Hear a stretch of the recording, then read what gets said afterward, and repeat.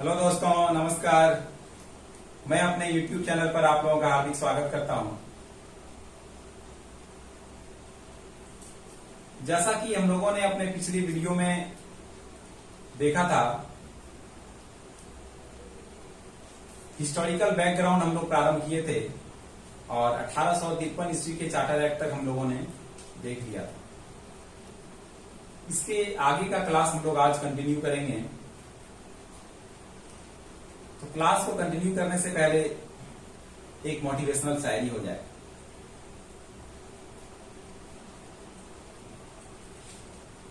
हर सपनों को अपनी सांसों में रखो, हर मंजिल को अपनी बाहों में रखो। हर सपनों को अपनी सांसों में रखो, हर मंजिल को अपनी बाहों में रखो।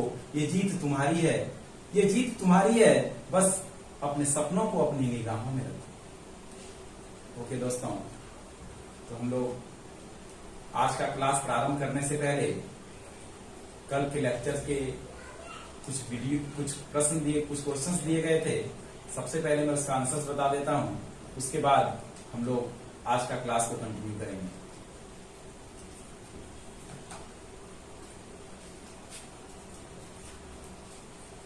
तो सबसे पहला क्वेश्चन था, किस एक्ट को एक्ट ऑफ सेटलमेंट के नाम से जाना जाता है? तो 1781 ईस्वी के। क्वेश्चन नंबर 2, किस अधिनियम के तहत कंपनी के व्यापारी को प्रशासनिक कार्यों को पृथक किया गया? 1784 ईस्वी का पिट्स इंडिया एक्ट के तहत। भारत का पहला गवर्नर जनरल कौन था? Lord William Bentinck. किस अधिनियम के तहत विधान परिषद के गठन का प्रावधान किया गया? 1853 ईस्वी का चार्टर एक्ट के तहत। कलकत्ता में उच्चतम न्यायालय की स्थापना किस अधिनियम के तहत और कब की गई? 1773 ईस्वी का रेगुलेटिंग एक्ट के तहत 1774 ईस्वी में किया गया। देखिए, कल हम लोगों ने देखा था 1773 ईस्वी से 1858 ईस्वी तक और 1858 से 1947 तक, ये दो भाग में इसको बांटे थे हम लोग ऐतिहासिक परिदृश्य को, जिसमें हम लोग 1853 ईस्वी तक तो पढ़ लिए हैं। आज हम लोग 1858 ईस्वी से स्टार्ट करते हैं। तो सबसे पहले जो 1773 ईस्वी से 1858 ईस्वी तक का जो समय था, इसके बीच जितने भी एक्ट आए, जो रूल आए, वह कंपनी को रेगुलेट करने के लिए, कंपनी ईस्ट इंडिया कंपनी को नियंत्रण करने के लिए लाए गए थे। और 1858 ईस्वी से 1947 ईस्वी तक जो भी एक्ट आए, यह भारत में शासन चलाने के लिए लाए गए थे। तो यहां जो था, कंपनी को नियंत्रण करने के लिए, कंपनी के नियंत्रण के लिए, और इसके बीच भारत में शासन को चलाने के लिए।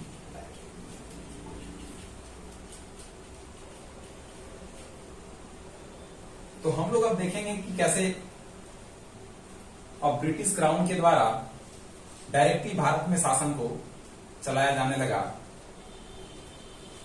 तो 1858 ईस्वी का, सबसे पहले 1858 ईस्वी का भारत शासन अधिनियम को देखते हैं।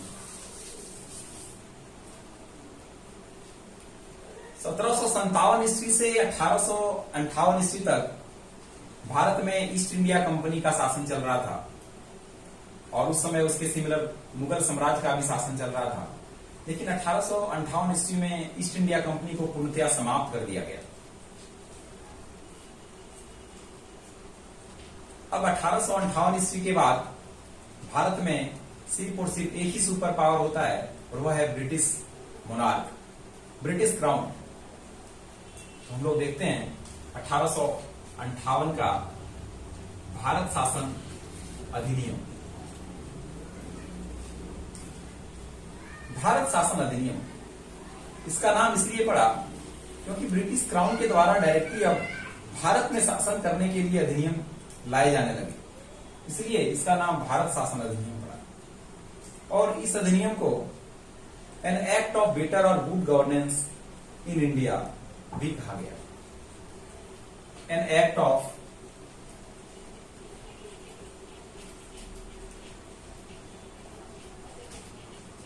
बेटर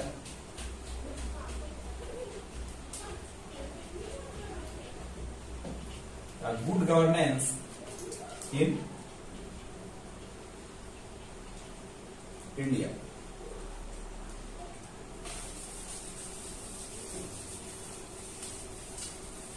देखिए इसका सबसे महत्वपूर्ण बिंदु क्या है। सबसे पहला पॉइंट है कि भारत के गवर्नर जनरल को भारत का वायसराय कहा जाने लगा। 1833 ईस्वी में भारत बंगाल के गवर्नर जनरल को भारत का गवर्नर जनरल कहा जाने लगा था, और वहां पर पहला जो भारत के गवर्नर जनरल थे वो लॉर्ड विलियम बेंटिक थे। अब 1858 ईस्वी से भारत के गवर्नर जनरल को भारत का वायसराय कहा जाने लगा, जो डायरेक्टली रिप्रेजेंट करता था ब्रिटिश क्राउन को। और भारत के पहले वायसराय लॉर्ड कैनी को बनाया गया। पॉइंट नंबर 2, भारत में बोर्ड ऑफ कंट्रोल और कोर्ट ऑफ डायरेक्टर्स जो द्वैत शासन प्रणाली थी, इसको समाप्त कर दिया गया। हम लोगों ने पढ़ा था 1784 ईस्वी के ईस्ट इंडिया एक्ट में कंपनी के व्यापारिक और प्रशासनिक कार्यों को पृथक कर दिया गया था। उसके लिए उसको रेगुलेट करने के लिए, नियंत्रण करने के लिए ब्रिटेन में बोर्ड ऑफ कंट्रोल और भारत में कोर्ट ऑफ डायरेक्टर्स का गठन किया गया था। इस प्रावधान को इस अधिनियम के द्वारा पूर्णतया समाप्त कर दिया गया। इसका तीसरा पॉइंट है 1858 ईस्वी के भारत साल। इसको मैं पहले बोर्ड पे लिख दूं कि पहला पॉइंट,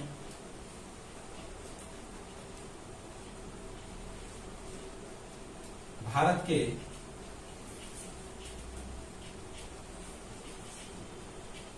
गवर्नर जनरल को भारत का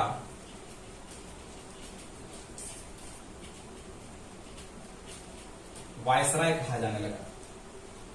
दूसरा पॉइंट, द्वैध शासन प्रणाली, इसमें board of control and board of directors था, इसको समाप्त कर दिया गया। तीसरा जो पॉइंट है वह भारत में राज सचिव के पद का गठन किया गया। यह जो राज सचिव था यह ब्रिटिश पार्लियामेंट का मेंबर हुआ करता था, और इनका ऑफिस भारत में नहीं होकर इंग्लैंड में होता था। इसके सहायता एवं सलाह के लिए 15 मेंबर काउंसिल्स का गठन किया गया, और इनका कार्य भारत में प्रशासनिक कार्यों को देखना था। देखिए उस समय भारत के सबसे शक्तिशाली व्यक्ति भारत का वायसराय हुआ करते थे, जो डायरेक्ट रिप्रेजेंट करते थे ब्रिटिश क्राउन को, और जो भारत के राज्य सचिव थे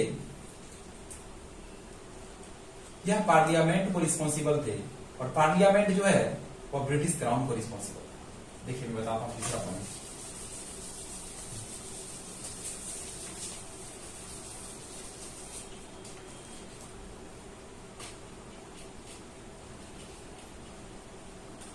सेक्रेटरी ऑफ स्टेट, तो यह जो थे ये ब्रिटिश पार्लियामेंट का मेंबर थे, ब्रिटिश पार्लियामेंट के मेंबर थे, और इसमें इसके काउंसिल में 15 मेंबर का काउंसिल था, 15 मेंबर का काउंसिल था इसके सहायता एवं सलाह के लिए, और जिसका अध्यक्ष कौन होते थे?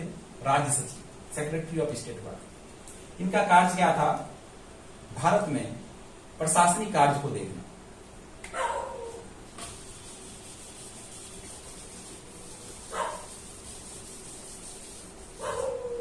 इसके बाद देखिए 1857 की क्रांति के बाद ब्रिटिशर्स के मन में एक विचार आया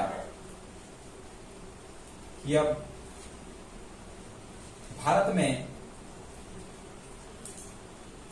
शासन चलाने के लिए भारतीयों को एडमिनिस्ट्रेटिव पावर में रखना चाहिए। इसी पॉलिसी के तहत आगे 3 अधिनियम आते हैं, 1861, 1892 और 1909 ईस्वी का अधिनियम, 1861, 1892 और 1909 ईस्वी का अधिनियम। और इस अधिनियम को भारत परिषद अधिनियम कहा गया।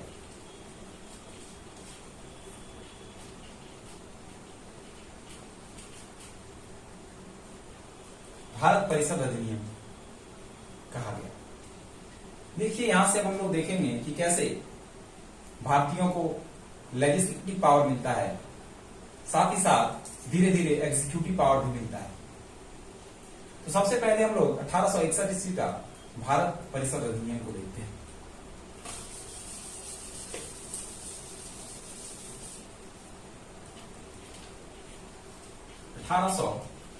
ईस्वी का भारत परिषद अधिनियम। इसका जो सबसे पहला पॉइंट है कि भारत के लोगों को विधान परिषद में शामिल किया गया, जिसमें 3 सदस्य थे। सबसे पहला बनारस के राजा, पटियाला के महाराजा और सर दिनकर राव। तो लेजिस्लेटिव काउंसिल में 3 लोगों को शामिल किया गया। कौन कौन थे? बनारस के राजा,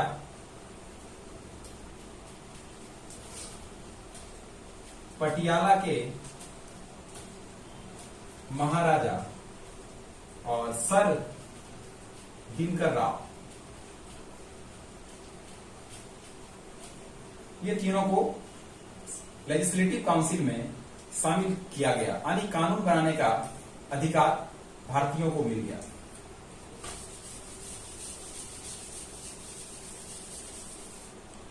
इसका दूसरा पॉइंट है, लॉर्ड कैनिंग के द्वारा पोर्टफोलियो सिस्टम की शुरुआत की गई।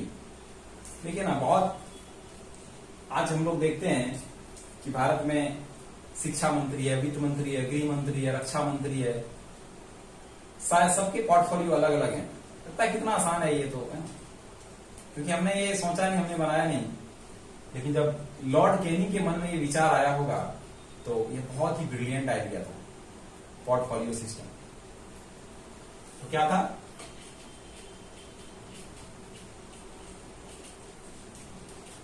पोर्टफोलियो सिस्टम का प्रारंभ होता है 1861 के अधिनियम से। अगला पॉइंट है, भारत के वायसराय को अध्यादेश जारी करने का अधिकार मिलता है आपातकाल के समय, और इसकी अवधि 6 महीने की होती है। जैसे आज भी हम लोग देखते हैं राष्ट्रपति के पास अध्यादेश जारी करने का अधिकार है, उसकी भी अवधि 6 महीने की होती है। वो कहां से लिया गया? यहीं से 1861 ईस्वी का भारत परिषद अधिनियम से लिया गया था। क्या है? ऑर्डिनेंस, अध्यादेश।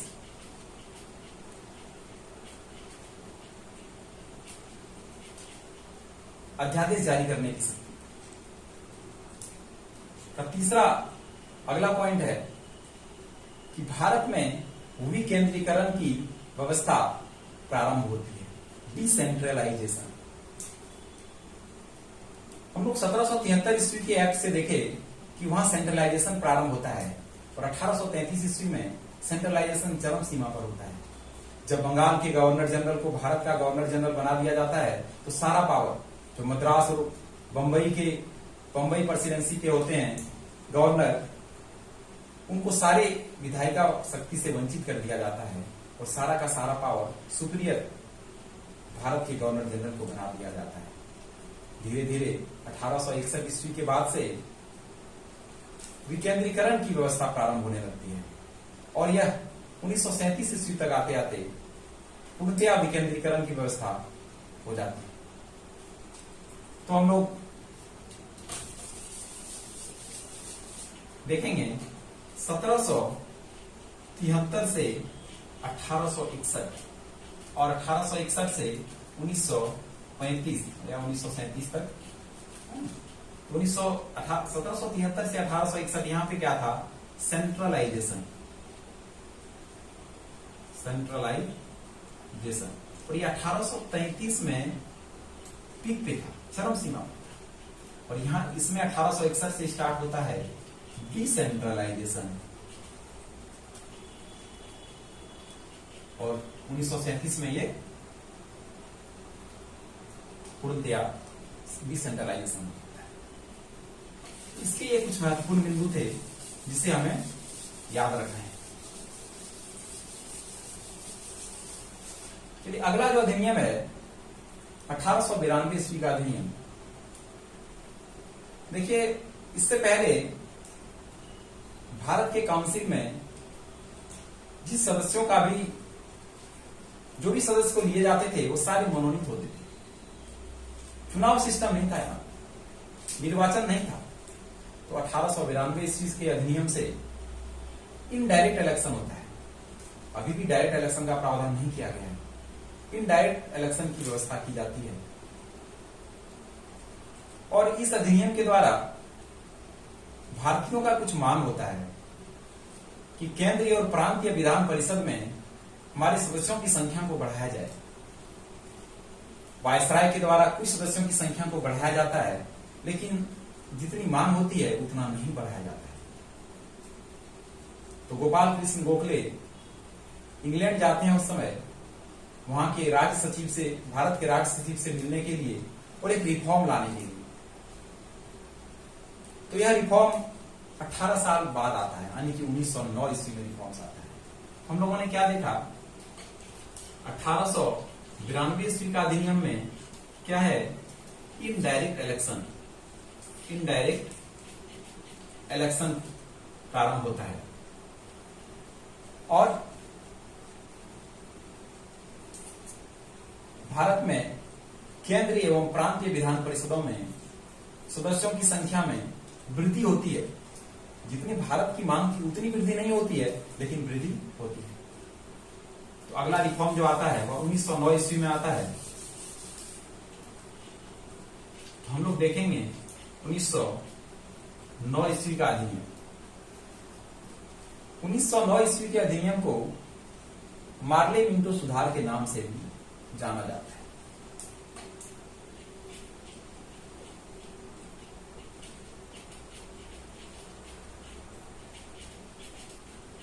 मार्ले मिंटो सुधार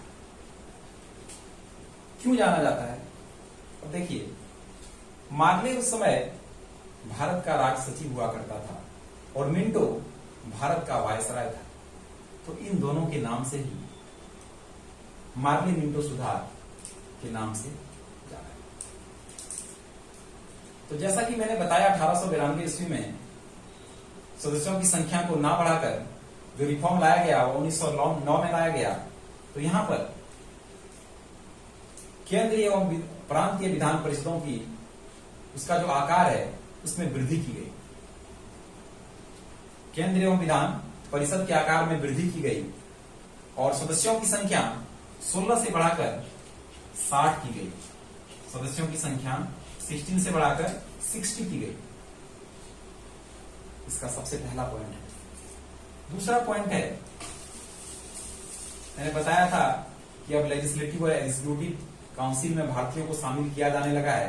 तो जैसा कि हमने देखा 1861 ईस्वी में लेजिस्लेटिव काउंसिल में शामिल किया गया था भारतीयों को, जिसमें बनारस के राजा, पटियाला के महाराजा और सर दिनकर राव थे। यहां पर 1909 ईस्वी के अधिनियम से एग्जीक्यूटिव पावर भी मिलता है भारतीयों को। एग्जीक्यूटिव काउंसिल में भी भारतीयों को शामिल किया जाता है। तो उस समय जो वायसराय थे उसके कार्यपालिका में भारतीयों को शामिल किया गया, जिसमें प्रथम भारतीय थे सत्येंद्र प्रसाद सिन्हा। क्या है? Executive power, executive power. तो काउंसिल में जो शामिल किया जाता है पहला कौन रहते हैं? सत्येंद्र प्रसाद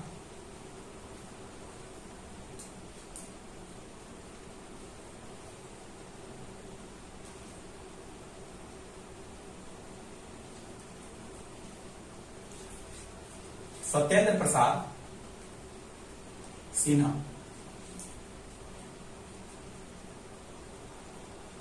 तीसरा जो अगला जो पॉइंट है इसका, सेपरेट इलेक्टोरेट्स फॉर मुस्लिम।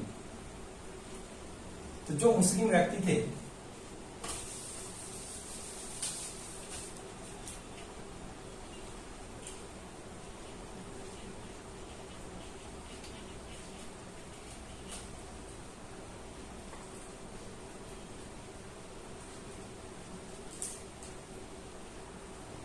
जो मुस्लिम व्यक्ति थे उनका चुनाव मुस्लिमों के द्वारा ही किया जाने लगा और यहां सांप्रदायिकता को वैधानिकता दी गई।